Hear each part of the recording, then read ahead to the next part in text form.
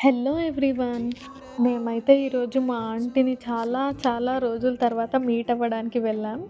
మా ఆంటీ అంటే నేను, మా చెల్లి, తమ్ముడు ముగ్గురమే ఉండేవాళ్ళం అనమాట నా పెళ్ళికి ముందు. జాబ్స్ వల్ల మా పేరెంట్స్ వీకెండ్స్ వచ్చి వెళ్తూ ఉండేవారు. అప్పుడు మా ఆంటీనే మాకు సూపర్ టేస్టీ ఫుడ్ చేసి పెట్టేవారు. మా తల్లి తర్వాత తల్లిలా ఎంతో ప్రేమగా మమ్మల్ని చూసుకునేవారు మా ఆంటీ. ఇంకా ఆంటీ ఫుడ్ విషయానికి వస్తే ఈ వరల్డ్‌లో అంతకన్నా టేస్టీ ఫుడ్ ఉండకపోవచ్చు.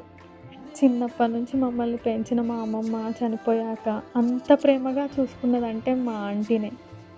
మేమలా కూర్చొని కాసేపు మాట్లాడుకున్నాం, టైమ్ స్పెండ్ చేశాం. మా తమ్ముడు గూడా చాలా సర్ప్రైజ్ అయ్యాడు ఆంటీని చూసాక.